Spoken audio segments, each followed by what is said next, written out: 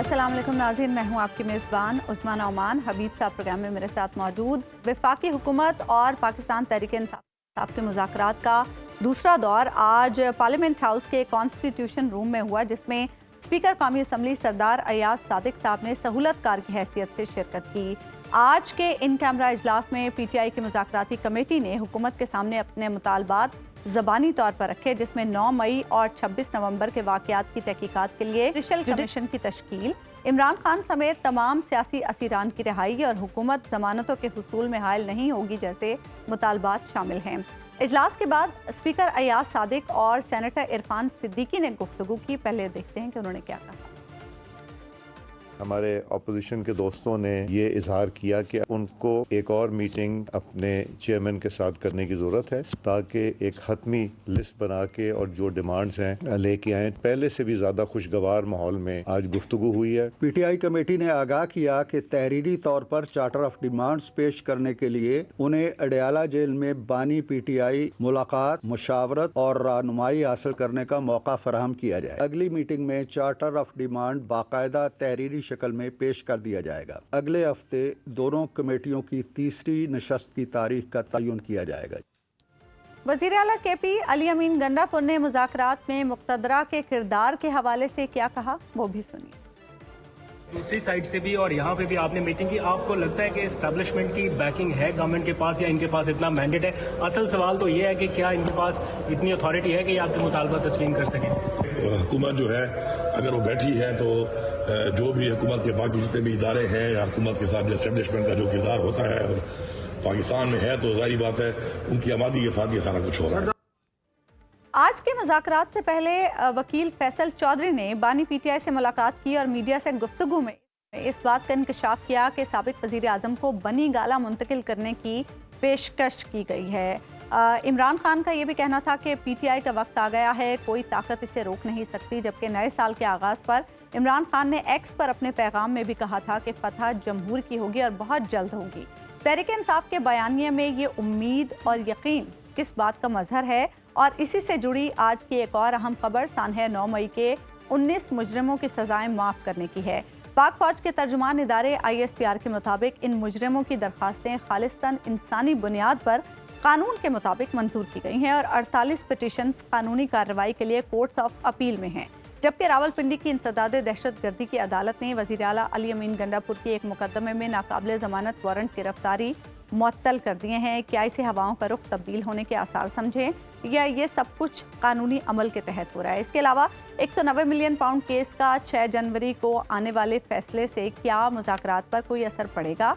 तहरीक इंसाफ के गैर तहरीरी मुतालबात हुकूमत के लिए कितने काबिल कबूल हैं? क्या इमरान खान को बनी गाला मुंतकिल करने की पेशकश ने की थी? इसी सारी सूरत हाल पर हम बात करेंगे मुस्लिम लीग नून के रहनुमा और वज़ीर आज़म के कोऑर्डिनेटर राना एहसान अफजल साहब से। राना साहब, अब जबकि आज की मुज़ाकराती कमेटी ने हुकूमत के सामने अपने मुतालबात रख दिए हैं, तो इनमें से ऐसी क्या चीज़ें हैं जो जिन पर अमल करना हुकूमत के लिए मुमकिन है?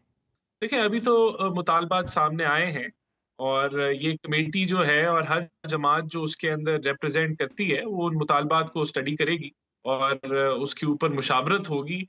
हुकूमत भी जो है वो अपना मुमकिना तौर पे हो सकता है कि पहले तो कमेटी अपने जो भी उनकी रिकमेंडेशंस हैं वो कैबिनेट को भेजें या प्राइम मिनिस्टर को भेजें ताकि इंटरनल डिस्कशन हो और फिर इसके ऊपर जो है वो कोई जवाब वापस आएगा। तो ये जो मुतालबात हैं इनमें तो कोई गैर कानूनी बात दिखाई नहीं देती, यानी ऐसा दिखाई नहीं दे रहा कि कोई आपसे वो बात की जा रही है जो मानना आपके बस में ना हो। अगर कमीशन की बात है तो इंक्वायरीज, वो जो कमीशन ऑफ इंक्वायरीज का कानून मौजूद है उसके तहत आप कमीशन बना सकते हैं। ज़मानतों में आप उसमें मदद नहीं कर सकते तो कम से कम ये कर सकते हैं कि जब ज़मानत का सवाल आए तो आपको एतराज़ ना हो। तो क्या आप समझते हैं कि राना साहब PMLN के अंदर इन मुतालबात की कबूलियत की कोई फिजा पाई जाती है? देखिए, बात ये है कि जुडिशल कमीशन की रवायत जो है वो बाहर के मुल्कों में या जो दीगर ममालिक हैं उधर कोई इतनी एग्जिस्ट नहीं करती और उसकी वजह ये होती है कि जुडिशल कमीशन की भी जो रिपोर्ट होती है या जो भी उसकी इंक्वायरी होती है वो जब जब केस चलता है अदालतों में تو وہ کیس ایویڈنس کو انڈیپینڈنٹلی جو ہے وہ ویو کرتا ہے. تو وہ کوئی کمیشن اگر ایک فیصلہ کر دے چاہے وہ پی ٹی آئی کے خلاف ہو، لیکن اس کا یہ مطلب نہیں ہے کہ جو اگر اس کا کیس کسی عدالت میں چل رہا ہے تو وہ اس رپورٹ کو تسلیم کریں. وہ انڈیپینڈنٹلی جو ہے وہ ایویڈنس دیکھتا ہے. تو یہ ایک اور یہ جو کیسز ہیں یہ 90% مکمل ہو چکے ہیں، 80% مکمل ہو چکے ہیں. بلکہ ابھی تو مرسی اپیلز بھی لوگوں کی جو ہیں وہ ایکسیپٹ ہونا شروع ہو گئی ہے ملٹری کورٹ سے. تو اس کو بالکل ہر پہلو سے دیکھا جائے گا کہ لیگلی کیا جو فیصلے آ گئے ہیں وہ اس کے اوپر کیا امپیکٹ آتا ہے. اور یہ اس کے اندر بالکل یہ بھی ایک پوائنٹ آف ویو ہے کہ اگر اس کو کرا لیا جائے تو کوئی مسئلہ بھی نہیں ہے، لیکن اس کو جو ہماری ٹیم ہے وہ اسٹڈی کر کے اس کے اوپر جواب جو ہے وہ دے گی کہ کیا ہو سکتا ہے. اسٹیبلشمنٹ باقی سے بھی جہاں بات تک کی جائے گی رانا صاحب؟ میرا نہیں خیال کہ اس کے اندر جو ہے وہ اسٹیبلشمنٹ سے بات کی جائے گی. ہو 9 سکتا مئی ہے کا معاملہ ہے چونکہ اس میں 9 مئی کے معاملے پر بھی تو وہ جوڈیشل کمیشن مانگ رہے ہیں. دیکھیں میرے خیال وہ جو کمیٹی ہے، کمیٹی میں تو اسٹیبلشمنٹ کے ممبر نہیں ہے. تو ہر جو کمیٹی کے اندر ممبرز ہیں وہ مختلف دیگر جماعتوں سے. اگر حکومت کی بات کی جائے تو وہ پرائم منسٹر سے پوائنٹ آف ویو لیں گے اور ہو سکتا ہے ان سے بھی انپٹ لے لی جائے. رانا صاحب یہ بتائیے گا کہ کیا نواز شریف صاحب کا بھی اس میں کردار ہوگا؟ جو کمیٹی آپ جو آج بھی جو رپورٹ پیش کرے وہ شہباز شریف صاحب کو کرے، تو کیا نواز شریف صاحب کا بھی اس میں کوئی کردار ہوگا؟ دیکھیں بالکل نواز شریف صاحب پریزیڈنٹ ہیں پی ایم ایل این کے، اور جہاں تک پی ایم ایل این کی بات آتی ہے تو ضرور ان سے انپٹ لی جا سکتی ہے اور لینی چاہیے. کانسنٹ ہے ان کی، انپٹ تو لی جائے گی. دیکھیں بالکل کانسنٹ ہے تو یہ ہم آگے بڑھ رہے ہیں. جو ایسا نہیں ہے کہ میاں نواز شریف جو ہے وہ بات چیت میں نہیں بلیو کرتے، وہ تو بلکہ بہت بڑے حامی ہیں. مساق جمہوریت کے اندر ان کا ایک بڑا کردار تھا. تو یہ جو پولرائزیشن ہے اس کے تو وہ مخالف ہیں، اور کبھی بھی انہوں نے پولرائزیشن کی اور نفرت کی سیاست نہیں کی. اچھا میاں صاحب، جواب میں آپ کی طرف سے کیا مطالبات یا توقعات ہیں کہ اگر پی ٹی آئی کو یہ دیا جائے تو پھر پی ٹی آئی سے آپ کو کیا چاہیے؟ دیکھیں سب سے پہلے تو ملک کی ترقی کی راہ میں رکاوٹ نہ بنے، ملک مخالف بیانیے نہ اپنائیں، ملک مخالف ایجنڈے پہ نہ چلیں، جھوٹا پروپیگنڈا نہ کریں، 9 مئی کے واقعات کے اوپر جھوٹا پروپیگنڈا نہ کریں کہ یہ فالس فلیگ آپریشن ہے، اور اپنی ذمہ داری قبول کریں. 26 نومبر کے اوپر میسیکر کا جھوٹا پروپیگنڈا نہ کریں. بہت سارے مطالبات ہو سکتے ہیں، لیکن یہ کیا مطالبات ان کے سامنے رکھیں گے، یہ تو جو کمیٹی ہے وہ اپنی جماعتوں سے انپٹ لے کے پھر معاملات کو آگے جو ہے وہ ان کے سامنے کوئی اچھا چیز رکھیں ایک گے. بات جو آ اس رہی ہے رانا صاحب وہ یہ کہ خان صاحب کی طرف سے کہ یہ آفر کی گئی ہے کہ اگر خان صاحب اس سسٹم کو چلنے دیں اور خاموش ہو جائیں تو انہیں ہاؤس اریسٹ کی آفر کی جا رہی ہے. کیا ایسا کچھ حکومت کی طرف سے سوچا گیا یا کیا گیا؟ دیکھیں میں اس کی تصدیق نہیں کر سکتا کیونکہ میرے پاس فرسٹ ہینڈ انفارمیشن نہیں ہے اس معاملے کے اوپر، اور مجھے نہیں لگتا کہ کوئی ایسی آفر ابھی تک حکومت کی طرف سے خان صاحب کو آئی ہے. ابھی تو یہ کمیٹی جو ہے یہی فورم ہے گورنمنٹ کا آفیشیل فورم جس پہ بات چیت جو ہے وہ پی ٹی آئی جماعت سے ہوگی، اور ابھی تک ہم نے کوئی ڈیمانڈ جو ہیں اس ایز سچ ان کے سامنے نہیں رکھی. تو جب وہ رکھیں گے تو ان کو ہم بھی بتائیں گے کہ ہماری کیا ڈیمانڈز ہیں اور کس طریقے سے ہم چاہتے ہیں کہ معاملات آگے بڑھیں. آپ کی پارٹی کے اندر یعنی پی ایم ایل این کے اندر کیا یہ یکسوئی موجود ہے کہ مذاکرات ہونے چاہیے؟ کیونکہ خواجہ آصف صاحب ہیں یا بعض دیگر جو آپ کے زعماء ہیں ان کی طرف سے اس طرح شکوک و شبہات کا اظہار کیا جاتا ہے کہ مذاکرات ایک چال بھی ہو سکتے ہیں. پولیٹیکل پارٹیز کا چالیں تو چلتی رہتی ہیں، اہم بات یہ ہے کہ کیا مذاکرات کے لیے یکسوئی آپ کی موجود ہے پارٹی کے اندر؟ دیکھیں ہر پارٹی کے اندر مختلف اوپینین پائے جاتے ہیں، اور جو خواجہ صاحب کا اوپینین ہے آپ دیکھیں وہ بھی ایک حقائق پہ مبنی ہے کہ پی ٹی آئی نے آج تک جب بھی کبھی مذاکرات کیے ہیں، جب وہ اقتدار میں ہو یا وہ اپوزیشن میں ہو، وہ مذاکرات کہیں پہنچے نہیں ہیں، اور کبھی بھی یہ اپنے موقف کے اوپر کھڑے نہیں رہتے، یہ پیچھے ہٹ جاتے ہیں. خان صاحب اینڈ میں کارپیٹ جو ہے وہ کھینچ دیتے ہیں، قالین کھینچ دیتے ہیں، اور سارے مذاکرات دھرم بھرم ہو جاتے ہیں. یہ تاریخ ہے. اور ویسے بھی جو جماعت ایک طریقے سے نیم کالنگ اور گالم گلوچ کی سیاست کرتی رہی ہو، اس پہ اعتبار کرنے کے اوپر 10 دفعہ سوچنا چاہیے. تو بہت سارے لوگوں کا مختلف اوپینین ہے، لیکن پرائم منسٹر شہباز شریف جو ہیں ان کا فیصلہ ہے کہ مذاکرات کرنے چاہیے، اور انہوں نے اس کا ایپیکس کمیٹی میں بھی ذکر کیا، جو پچھلی ایپیکس کمیٹی تھی اس سے پہلے انہوں نے فلور آف دا ہاؤس میں بھی ذکر کیا، اور وہ تو سمجھتے ہیں کہ ملک کے مفاد کے لیے جو تو ہے وہ بات چیت ہونی جی چاہیے اور آگے بڑھنا چاہیے، تو کوشش. بہرحال بہت سارے خدشات ہیں، ہمارے ذہن میں بھی رانا بہت صاحب سارے یہ بتائیے خدشات گا ہیں. کہ آپ حکومت میں ہیں اور حکومت کے پاس ظاہر ہے بہترین معلومات ہوتی ہیں، اور دنیا کی اسسمنٹ بھی وہی قابل قبول سمجھی جاتی ہے جو حکومت کی ہو. آپ امریکی الیکشن میں یعنی امریکہ کی سیاست میں آنے والی تبدیلیوں کی روشنی میں آپ کیسے دیکھتے ہیں کہ کیا، اور پھر جیسے یورپی یونین کی طرف سے خط آیا، برطانیہ کی طرف سے تشویش کا اظہار کیا گیا، کچھ اس طرح کی خبریں بھی ہیں کہ دوست دیگر بھی ذرا چھپ چھپا کے کانوں میں سرگوشیاں کر رہے ہیں کہ صلح صفائی کریں، تو کیا پی ایم ایل این کے اندازہ ہے کہ اس کے پاس جو مذاکرات کا ایمبٹ ہے اور جو ٹائم ونڈو ہے وہ بھی کوئی بہت زیادہ نہیں ہے؟ نہیں دیکھیں، ہم نہیں سمجھتے کہ کوئی بھی ملک یہ حق رکھتا ہے کہ وہ اندرونی معاملات جو ہمارے آئینی اور قانونی معاملات ہیں ان میں مداخلت کرے. یہ حق کوئی بھی ملک نہیں رکھتا. جہاں تک آپ نے یورپین یونین کی بات کی، تو انہوں نے جو کامنٹس کیے انہوں نے اس انڈرسٹینڈنگ کے ساتھ وہ کامنٹس نہیں کیے. ہماری جو ملٹری کورٹس کا قانون ہے وہ بڑا ٹرانسپیرنٹ ہے اور انٹرنیشنل لاء کے مطابق ہے، اور آپ نے دیکھا کہ اس میں رائٹ آف اپیلز میں آج 19 یا 20 لوگوں کو مرسی بھی مل گئی ہے، اور ان کو رہائی کے آرڈرز دے دیے جائیں گے جلد. تو یہ بھی انصاف کا تقاضا جو ہے وہ وہاں پورا ہو رہا ہے. تو جہاں تک یہ کہ کوئی ٹائم لائن ہے اور ہمارے پہ کوئی بڑا کوئی جو ہے جب ٹرمپ حکومت آئے گی تو وہ دیکھیں اس وقت دیکھا جائے گا، لیکن ہم نہیں سمجھتے کہ اندرونی معاملات میں کسی بھی ملک کو ہم اجازت دیں گے کہ وہ مداخلت کریں، اور ہمیں کوئی اس کی بہت زیادہ کوئی فکر بھی نہیں ہے یا کہیں کہ یہ بڑا کوئی سیریس معاملہ ہے. یہاں ایک ہائپ بنائی گئی ہے، اور وہ اس بنیاد پہ بنائی ہوئی ہے کہ جو آدمی ایک پرائیویٹ سٹیزن ہے وہ ٹویٹ کر رہا ہے، جب وہ آئے گا اس کو اپنی پوزیشن پہ، اور اگر وہ اس طرح کی ٹویٹس کرے گا تو پھر حکومت جو ہے اس پہ کوئی رد عمل رانا صاحب، دیکھے مسلم گی کہ لیگ نون کے رہنماؤں پر یہ الزام لگ رہا ہے کہ وہ ملٹری ٹرائل کی حمایت کر کے ایک متوازی عدالتی نظام کا جواز فراہم کر رہے ہیں. کل کو یہ ان کے خلاف یعنی آپ لوگوں کے خلاف بھی استعمال ہو سکتا ہے. دیکھیں یہ بھی ایک پروپیگنڈا ہے. اس کی وجہ یہ ہے کہ ملٹری ٹرائل جو ہے وہ بڑی اسپیسیفک کنڈیشنز میں ایک سویلین کا ہو سکتا ہے. ایک عام حالات میں یا عام جرائم میں یا کسی بھی الزام کے اوپر ملٹری ٹرائل نہیں ہوتا اور ہو ہی نہیں سکتا. اگر کوئی سویلین فوجی تنصیبات کے اوپر حملہ آور ہوتا ہے، اس کی پلاننگ، ایگزیکیوشن یا ابیٹمنٹ میں حصے دار ہوتا ہے، تو تب اس صورتحال میں ایک سویلین کا ٹرائل جو ہے وہ ملٹری کورٹ میں آرمی ایکٹ کے مطابق ہو سکتا ہے. تو یہاں کیسے یہ ہمارے اوپر اس کا اطلاق ہوگا اگر ہم فوجی تنصیبات کے اوپر حملہ نہیں کریں گے؟ یہ تو بڑی بیسک سی بات ہے. تو یہ کہنا اور یہ ازیوم کرنا کہ یہ سویلینز اس کے ایمبٹ میں آ جائیں گے اور یہ پیرالل عدالت بن رہی ہے، بالکل غلط ہے. یہ تو اگر آپ کسی فوجی تنصیبات کے اوپر اٹیک کریں گے، کوئی جلاؤ گھراؤ کریں گے یا کوئی حملہ کریں گے، تو یہ تو بڑی ایک اسپیسیفک کنڈیشن ہے.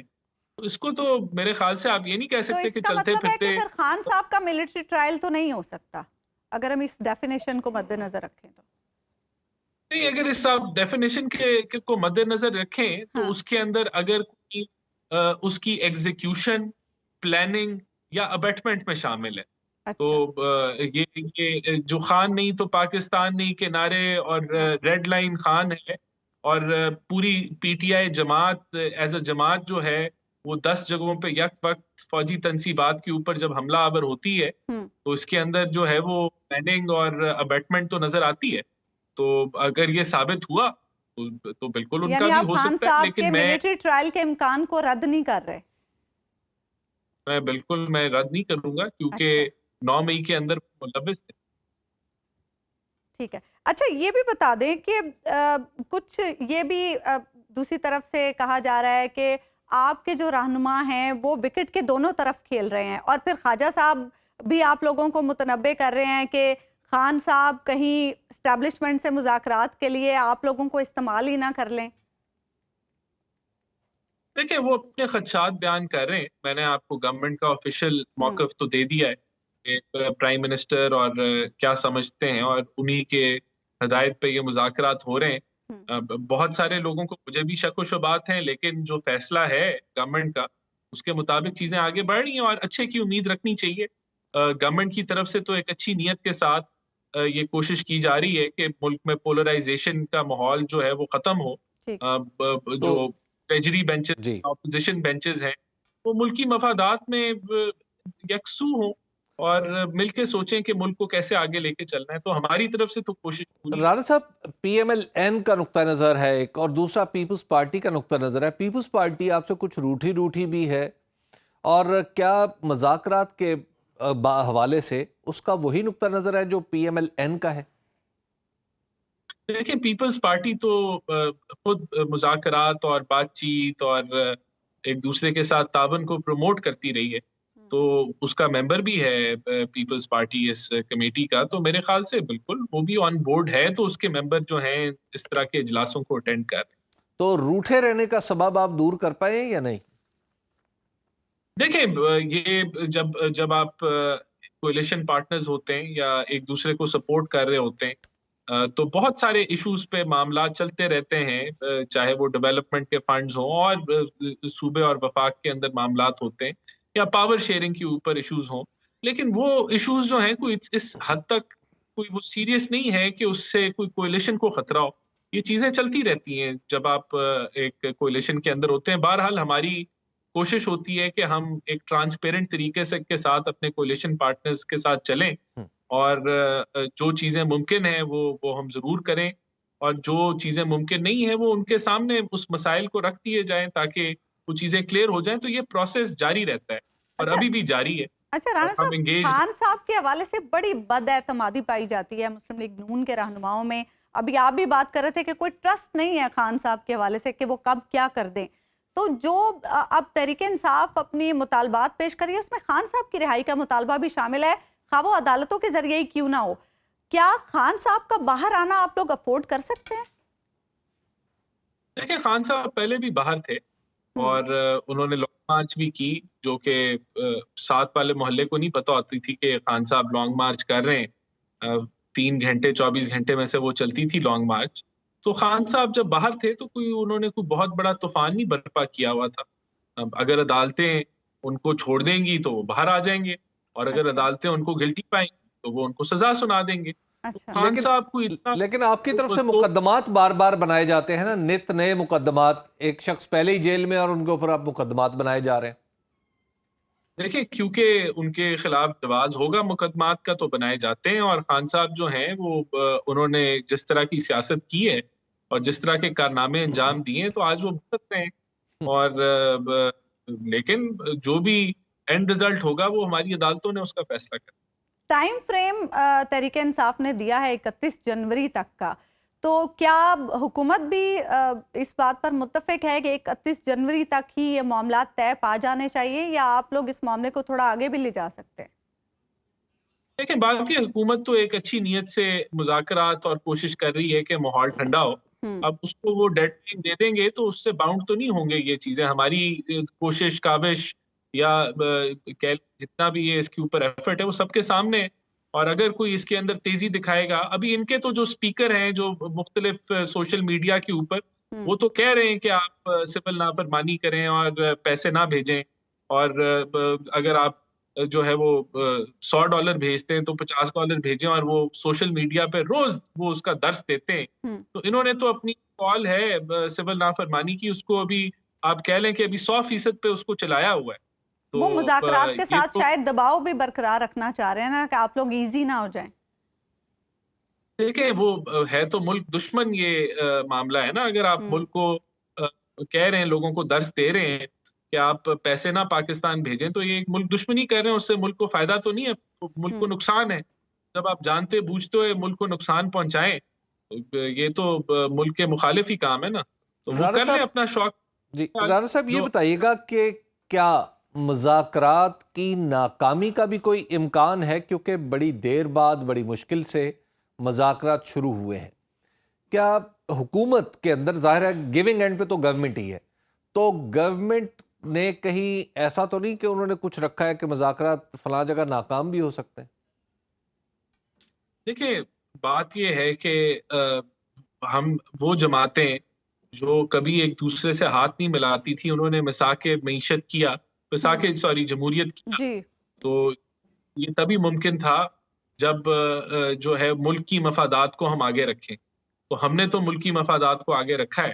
اگر کوئی جماعت ملکی مفادات کو آگے نہیں رکھے گی اور اپنی ضد پہ یا اپنی پرسنل انٹرسٹس کو دیکھے گی اور نیشنل انٹرسٹ کو نہیں دیکھے گی، تو یہ ضرور ہو سکتا ہے کہ کنسنسس نہ پیدا ہو. لیکن یہ حکومت کی طرف سے، حکومت تنگ نظری کا اظہار نہیں کرے گی. ٹھیک حکومت اوپن مائنڈیڈ ہے، ٹھیک حکومت جو ہے وہ پازیٹیو جو ہے وہ جیسچر کے ساتھ چلے گی. ٹھیک ہے باقی دیکھتے ہیں جو ہوگا سب کے سامنے ہوگا. ٹھیک ہے، بہت بہت شکریہ رانا احسان افضل صاحب، آپ پروگرام میں موجود ہیں. ایک بریک ہم لیں گے ناظرین، اور بریک کے بعد واپس آئیں گے تو حبیب صاحب سے گفتگو. ویلکم بیک ناظرین. حبیب صاحب، آج جو مطالبات پاکستان تحریک انصاف نے پیش کیے ہیں، اب بال حکومت کے کورٹ میں ہے. حکومت کے لیے کتنا آسان ہے یا کتنا مشکل ہے ان مطالبات پر عمل کرنا؟ کیونکہ آپ ابھی رانا احسان افضل صاحب سے بھی کہہ رہے تھے کہ یہ جو مطالبات پیش کیے گئے ہیں یہ قانون اور آئین کے دائرے میں رہتے ہوئے پیش کیے گئے. جی، ان مذاکرات میں جو پیش کیے جانے والے مطالبات ہیں پی ٹی آئی کی طرف سے، ان کی سب سے بڑی خوبی ہی یہ ہے کہ وہ اپنی نہاد میں صرف سیاسی نہیں ہیں بلکہ قانونی نوعیت کے ہیں. مثلا 9 مئی پر کمیشن بنایا جائے، 26 نومبر پر کمیشن بنایا جائے، یا حکومت ضمانتوں کی مخالفت نہ کرے. یعنی اس طرح کا ہو کہ جب کسی بھی کیس میں اگر ضمانت کا کوئی کیس لگا ہوا ہو تو حکومت وہاں پر مخالفت نہ کرے اور مزید کیسز نہ بنائے. تو یہ تو خالصاً وہ چیز ہے جو حکومت کے اپنے اختیار میں ہے اور حکومت کو اس کے لیے کچھ پوچھنے کی ضرورت نہیں ہے. ایک نوٹیفیکیشن جاری کرنا ہے، کمیشن بن جائے گا. ایک ہدایت دینی ہے جو اٹارنی جنرل کو یا ایڈوکیٹ جنرلز کو جو صوبوں کے ہیں، یہ معاملہ ٹھیک ہو جائے گا تو ضمانتیں ہونا شروع ہو جائیں گی. اور پھر ایک مجموعی طور پر یہ تاثر بھی اس سے پیدا ہوگا کہ حکومت جو ہے یا حکومت کا کوئی ادارہ وہ فریق نہیں بنا ہوا. جو معاملات ہیں وہ ججز آزاد ہیں، عدلیہ آزاد ہے، وہ اپنی آزادی کے ساتھ فیصلے کرتے چلے جائیں. تو اس میں کون سی ایسی بات ہے جو قابل قبول نہیں ہونی چاہیے؟ دیکھیے، حکومت اور اسٹیبلشمنٹ کے درمیان جو معاملات ہیں ان کی روشنی میں ایسا لگتا ہے کہ حکومت کو پوچھنا پڑے گا. اور یہی پاکستان تحریک انصاف کا سب سے بڑا، آپ یوں کہیے کہ ایک اعتراض رہا ہے کہ کیا جس حکومت کے ساتھ ہم بات کرنے جا رہے ہیں اس کے پاس یہ سکت بھی ہے، یہ طاقت بھی ہے کہ وہ جو کہے اس پر پورا اتر سکے. یہ ایک ایسا معاملہ ہے جو شاید حکومت کے لیے اب پریشان کن ہے، پی ٹی آئی کے لیے اب زیادہ نہیں رہا. اس کی وجہ یہ ہے اس وقت کہ حکومت جب مذاکرات میں بیٹھ گئی تو اصول یہ ہے کہ جب حکومتیں مذاکرات میں بیٹھ جائیں تو پھر ان کی کامیابی کو یقینی بنانا پھر حکومت کی ذمہ داری ہو جاتی ہے. ایسا نہیں ہوتا کہ اپوزیشن کی ذمہ داری ہو گئی ہے، اب کامیابی کی ذمہ داری حکومت کے سر پر آ گئی ہے. ناکامی کا ملبہ بھی حکومت پر ہی آئے گا. ناکامی کا ملبہ بھی حکومت پر ہی آئے گا. اور اس کے بعد اگر مذاکرات کسی ایسی معمولی وجہ سے ٹوٹ جاتے ہیں تو پھر اس کا نتیجہ ظاہر ہے بھگتنا پڑے گا. کہ پی ٹی آئی والے تو پہلی تحریک چلانے کے لیے بےتاب رہتے ہیں اور انہیں یہ کام آتا بھی خوب ہے. تو اس وجہ سے حکومت کے پاس اب گنجائش کم ہو گئی ہے کہ حکومت کسی سے اگر پوچھتی تاچتی رہی، پھونک پھونک کے قدم رکھتی رہی تو پھر پھونک پھونک کی چلتی رہے گی، قدم نہیں اٹھے گا. اچھا حبیب صاحب، یہ جو ہم نے مختلف پاکستان تحریک انصاف کے رہنماؤں سے ہم گزشتہ کچھ دنوں سے بات چیت بھی کر رہے ہیں اور ہم ان سے یہ سوال بھی پوچھ رہے ہیں اور کسی نے اسے رد بھی نہیں کیا، کسی نے تردید بھی نہیں کی کہ پیرالل بھی کچھ مذاکرات چل رہے ہیں. تو وہ جو پیرالل مذاکرات چل رہے ہیں اس کی وجہ کیا یہی ہے کہ حکومت سے کچھ زیادہ توقع نہیں ہے تو چلیں کہیں سے تو معاملے کا کوئی حل نکل آئے؟ دیکھیے، جب بھی جتنی صورتحال ہمارے پاکستان میں کمپلیکس ہو گئی ہے نا، اس میں پیرالل کا مطلب تو شاید یہ ہوتا ہے کہ دو متوازی چیزیں ہو رہی ہیں. یہاں پہ دو نہیں، کئی چیزیں متوازی ہو رہی ہیں اور کئی چیزیں ان متوازی جو لائنیں ہیں ان کے اوپر کہیں عمود بھی گر رہے ہیں، یعنی ان کو کاٹا بھی جا رہا ہے. تو ایک کیفیت بہت ایک پیچیدہ ہے. اس کی وجہ یہ ہے کہ اسٹیبلشمنٹ اور پی ٹی آئی، ایک اسٹیبلشمنٹ کی باتوں سے یہ تاثر ابھرتا ہے کہ پی ٹی آئی کی وہ حریف ہے اور پی ٹی آئی کو اپنا حریف جماعت تصور کرتی ہے اور حکومت کے بارے میں کہتی نہیں ہے، لیکن حکومت کے تمام اقدامات ایسے ہوتے ہیں جس سے یہ تاثر ملتا ہے کہ حکومت اور اسٹیبلشمنٹ حلیف ہیں. تو ایسی کیفیت میں جب آپ مذاکرات کر رہے ہوں اور کئی سطحوں پہ ہو رہے ہوں تو ان کے سبوتاج ہونے کے امکانات بھی بڑھ جاتے ہیں. کیونکہ اسپوائلرز بھی لگے جی ہوئے ہیں۔ اسپوائلرز بھی بہت سارے لگے ہوئے ہیں. اس میں تاثر یہ ہوتا ہے کہ اچھا ایک جگہ اگر کسی نے کامیابی حاصل کی تو عین ممکن ہے کہ اس حاصل کردہ کامیابی کو کہیں دوسری جگہ کی ناکامی برباد کر کے نہ رکھتے. تو اس لیے اب مذاکرات کو اکٹھا ہونے کا ٹائم، مذاکرات کے اکٹھا ہونے کا ٹائم آ گیا. اب وہ جگہ آ گئی ہے جہاں پہ طرح طرح کی پریس کانفرنسیں بند ہونی چاہیے. یعنی ایسا نہیں ہونا چاہیے کہ بلا وجہ کے الزامات دونوں طرف سے بیان بازی بند ہونی چاہیے. اور ہماری سیز اسٹیبلشمنٹ فائر کو بھی ہو سکتا ہے حبیب صاحب ویسے جس طرح کی تلخی اور جیسا ماحول ہے اس میں، آپ سمجھتے ہیں؟ حکومت کے جو سیاسی جماعتیں ہیں ان کے درمیان کبھی سیز فائر نہیں ہوتا. سیز فائر سے مراد یہ نہیں ہوتی کہ انہوں نے ایک دوسرے کے خلاف بیان بازی بند کر دینی ہے.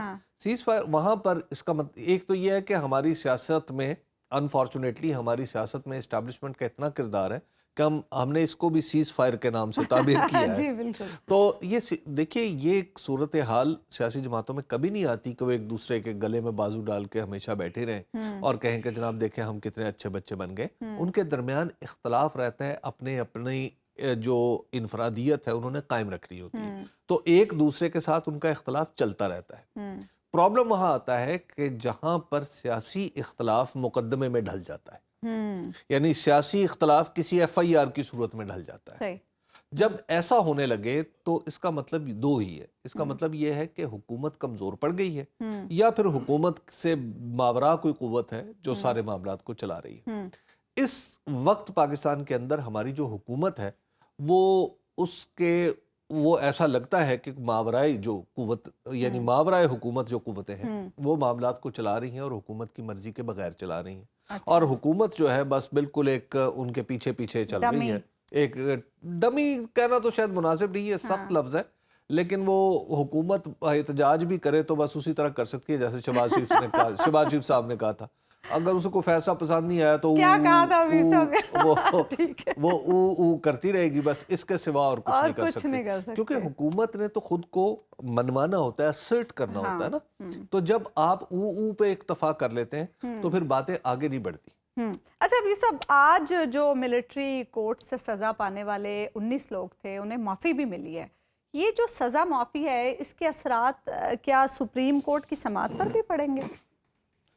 اس کے کئی پہلو ہیں. ایک تو اس کا وقت ہے. وقت ایسا ہے کہ یہ جو معافی ہے انٹرنیشنلی بھی ہم پر کافی اعتراضات اٹھائے جا رہے ہیں، تو اس کی روشنی میں بھی اس کو دیکھا جا سکتا ہے کہ معافیاں دی گئی ہیں. لیکن یہ جو معافی ہے ان لوگوں کو دی گئی ہے جن کی سزا 2 سال تھی اور ختم ہونے کے قریب ہے. اور اس کے لیے شرط غالباً یہ رکھی گئی ہے، مجھے میں نے وہ ابھی تک چونکہ مثل تو آتی نہیں ہے، سب پبلک میں تو آتی نہیں ہے کہ کس عدالت نے کیا فیصلہ کیا ہے، فوجی عدالت نے، اور کون سی درخواست آئی تھی. لیکن جو عکس سامنے آئے ہیں جو تمام ٹیلی ویژنز پر چلے ہیں، تو میں ان کو مان کر آگے اپنا عرض کر رہا ہوں اپنا آرگومنٹ. وہ یہ ہے کہ وہ لوگ ہیں جنہوں نے خود کو مجرم سمجھا ہے اور پھر انہوں نے توبہ کی ہے اور پھر معافی کے خواستگار ہوئے ہیں اور ان کی سزا کا بڑا حصہ گزر چکا ہے. پاکستان کے قانون میں، پاکستان میں جو کامن لا جو سسٹم ہے، یہ سزا، ان کے جرم کی قبولیت، ان کی معافی، ان کی توبہ اور ان کی تلافی جو کچھ بھی ہے وہ آپس میں ملتا نہیں.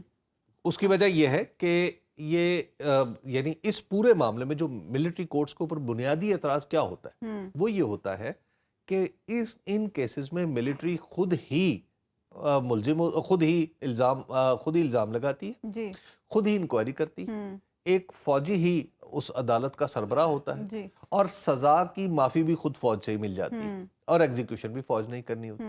تو جب حالات اس طرح ہوں تو یہ پاکستان یعنی اس طرح کی عدالت خالصتاً کسی فوجی مقصد کے لیے تو ہو درست ہے، سیویلینز کے لیے نہ ہو. سیویلینز وہ جن کا تعلق فوج سے نہیں ہے، یہ دنیا اس کو قبول نہیں کرتی.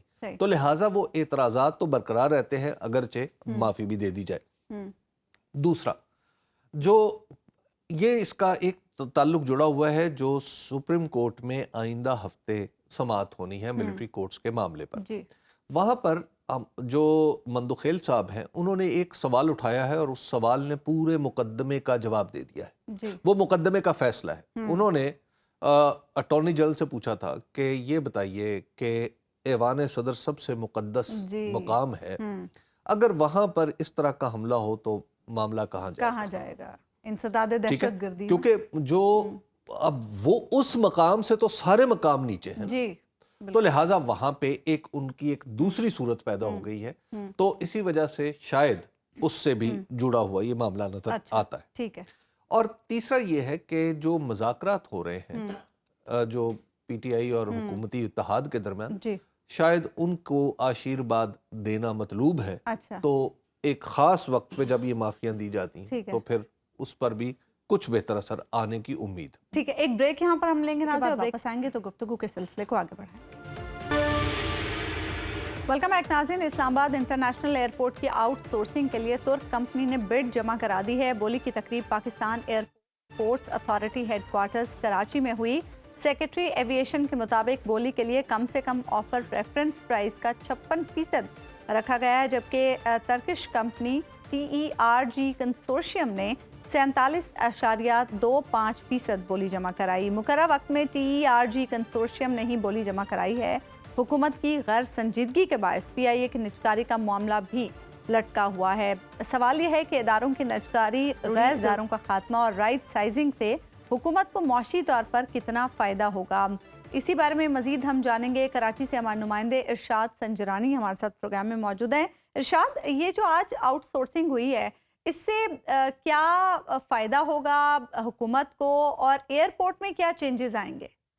بالکل عظمیٰ، بہت بہت شکریہ۔ بڑا اہم معاملہ ہے اور آج Pakistan airport authority headquarters میں 2 بجے جو ہے یہ معاملہ جو ایونٹ رکھا گیا تھا، لیکن افسوس کی بات ہے اس کے لیے جیسے کہہ رہے تھے کہ شفافیت کا عنصر ہے، اور ہم جو ایویشن کو کور کرتے ہیں، سیولیشن کو یا ایئرپورٹ اتھارٹی کو، ہمارے جیسے نمائندوں کو باہر رکھا گیا، صرف اور صرف اسٹیٹ کو رکھا گیا۔ سب سے بڑا جو شفافیت کا سوال یا نشان تو یہاں پر لگ گیا۔ دوسرا، یہ ایویلیشن کمیٹی کا جو ایک ممبر جو ہے اس میں سمیر سعید، یعنی آپ یہ کہہ رہے ہیں کہ یہ جو پروسیس ہوا ہے یہ پروسیس ہی شفاف نہیں تھا؟ بالکل، میں آپ کو بتا رہا ہوں، اندر کی اور بڑی اہم خبر آپ کو دے رہا ہوں جو کسی کے پاس نہیں، صرف ہمارے پاس ہے، کہ اس میں جو ایک جو ڈائریکٹ ڈپٹی ڈی جی ہیں PND کے سمیر سعید، انہوں نے اس کی مخالفت کی کہ یہ جو کمپنی ہے ٹیکنیکلی کوالیفائڈ ہی نہیں ہے، کیونکہ جو ٹیکنیکل پروسیس تھا اس میں اس کمپنی کو جو ہے جو نمبر ملے ہیں وہ ملے ہیں تقریباً جو اس کو ملے ہیں کوالیفیکیشن کے 52 مارکس ملے ہیں، جو کہ پاسنگ کرائٹیریا تھا 72 اینڈ ابو، یعنی کہ 70% ابو تھا۔ اس وجہ سے سمیر سعید نے انکار کیا، وہ اجلاس میں شامل نہیں ہوئے۔ 2 اور ڈائریکٹرز جو اس کی کمیٹی ایویلیشن کمیٹی کے ممبر ہیں، کاشف شاہ ڈائریکٹر انجینئرنگ سروسز اور ڈائریکٹر PND عباس شیخ، یہ بھی نہیں آ رہے تھے کیونکہ معاملہ اتنا گمبھیر تھا، لیکن ان پر دباؤ ڈال کے پھر ڈی جی جو ہے اس وقت جو ایکٹنگ ڈی جی ہیں AVM ذیشان سعید کے دباؤ پر جو وہ پھر آئے ہیں، لیکن مین جو اہم جو بندے تھا جن کے سمیر سعید ڈپٹی DG PND، وہ حیدرآباد میں بیٹھے رہے، آئے بھی نہیں کیونکہ ان کے پاس دوسرا چارج بھی ہے ڈائریکٹر سیولیشن ٹریننگ انسٹیٹیوٹ۔ تو اہم معاملہ یہ ہے کہ ٹیکنیکل جو ایویلیشن میں انہوں نے کہا کہ بالکل یہ ناکام ہے، اور لیکن اس کے باوجود وہ پھر جو 2 ہفتے پہلے وہ چھٹیوں بھی چلے گئے، ان کا پھر آپس میں تنازع ہوا، سیکرٹری ایویشن کے ساتھ بڑا دباؤ ڈالا گیا، لیکن وہ نہیں آئے، آج کے اجلاس میں بھی نہیں آئے۔ تو یہ اہم معاملہ ہے۔ تو ارشاد یہ بتائیے گا کہ یہ جو کمپنی ہے، کیا اس نے پہلے کوئی ایئرپورٹ چلایا ہے؟ کیا کوئی ایئرپورٹ کا کام کرتی ہے؟ جی حبیب اکرم صاحب، بالکل یہ بڑا اہم گروپ ہے، اور اس میں 2 گروپس ہیں۔ ایک ہے ٹرمینل یاپی، جو کہ مختلف جو ڈیمز اور پھر جو مختلف جو ایئرپورٹس ہیں جیسے ان کی کنسٹرکشن نو ڈاؤٹ ان کا تجربہ ہے۔ دوسرا جو ERG ہولڈنگ ہے، وہ اس کی جو دفاتر جو UK میں بھی ہے، دونوں جو ہیں ٹرکش کمپنیاں، ان کا ملا کے کنسورشیم قائم کیا گیا۔ لیکن ہم دیکھ رہے ہیں کہ ہمارے جو ایئرپورٹس ہیں، ہمارے اساس سے اہم ترین انسٹالیشن ہے، حکومت اونے پونے بیچ کیوں رہی ہے؟ اور نہیں تو آؤٹ سورسنگ کے لیے جو ایئرپورٹ اتھارٹی ہے اس کی طرف سے کیا شرائط ہیں؟ یعنی کیا اس کی توقعات کیا ہیں؟ کوئی ریزرو انہوں نے رکھی ہے کہ یہ چیز ہمیں ملے گی تو ہم دیں گے؟ بالکل، آپ نے دیکھا ہوا انٹرنیشنل ایئرپورٹ جو ہے اسلام آباد کا 120 ارب روپے کی مالیت سے بنایا گیا تھا، اور اس کا اناگریشن جو ہے جو گزشتہ سے نواز شریف صاحب کی حکومت میں ہوئی تھی، اس میں صرف اور 6 کمپوننٹس ہیں کہ آپ سروسز بہتر کریں گے انٹرنیشنل اسٹینڈرڈ کی، ساتھ ہی ساتھ جتنے مسافر ہوں ان کو سہولیات دیں گی، وہ تو آلریڈی مل رہی ہیں، لیکن जो एक ये अहम यही है कि जो नहीं, हुकूमत के इसमें जो लोग हैं हुकूमत वो को क्या चाहते हैं मिलेगा? किसी भी इसमें तरीके से। अहम बात तो ये है ना, डील में देखें हुकूमत को क्या मिलेगा और ये कंपनी क्या लेगी? देखें, हुकूमत को कोड़ियों के मोल हम बेच रहे हैं, उनको तो जो बिल्कुल खसारा है वो ये तो हुकूमत और वजीर आजम खुद बताएंगे या एविएशन मिनिस्टर, ये क्या मामला है कि इतने कोड़ियों को मोल बेचने की कोशिश की जा रही है, क्योंकि अहम कोड़ियों का जराए ने मोल हमें तो उस बताया वक्त होगा ना है जब जो वो कोई इसी दूसरा सोने का मोल लगा रहा होगा। ये तो एक बिल्कुल सेपरेट बात है ना इरशाद, ये तो एक मार्केट मैकेनिक्स होते हैं बिल्कुल ना।